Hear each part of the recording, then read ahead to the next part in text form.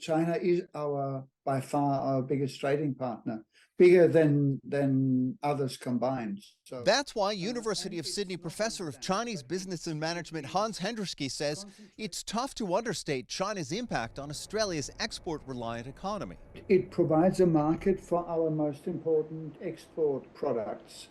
And it has done so since about 2008, when exports started to grow, when Australia started to invest into what we call the mining investment boom, to increase our capacities. And China is still riding on that we have the capacity to provide iron ore and coal and some of the other minerals to the quantities that are required by the Chinese market until now. And the strength of those exports, led by Australia's biggest export earner, iron ore, helped the country's economy recover faster from the first 2 years of the pandemic than many other nations.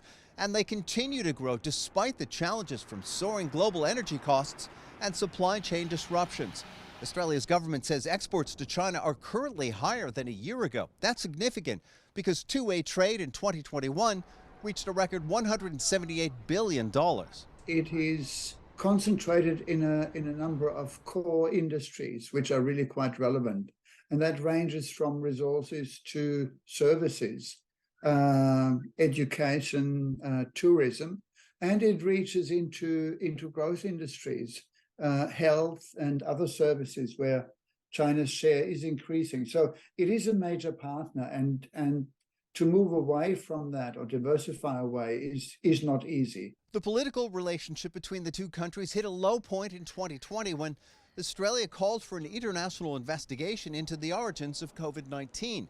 China responded with tariffs and bans on some Australian goods, including wine and barley. Where do political relations come in the economic sphere? I think it's more on the side of relation building. It's more in areas that are future oriented.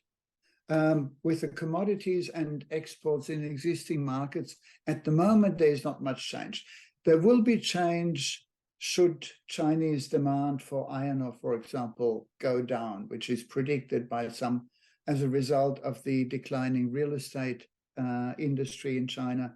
But look, even then, it is unlikely that China will completely disappear, and that we will say we will be putting sanctions on China. There are signs the political relationship between Australia and China may slowly be improving. Regardless, Hendrickse says, the economic bonds remain strong. It is very hard for China to get certain resources, and it's very hard for them to get them, to get them from other suppliers in Australia. So Australia really is a natural partner in the sense that there is very little other supply that China could go to. On the other hand, for Australia, China is a market where we have the demand for, number one, our resources, but we also have the demand for our more sophisticated, more service-oriented products. And that's something, Hendrickse says, that works with or without political relations being as good as they could be. Greg Navarro, CGTN, Sydney.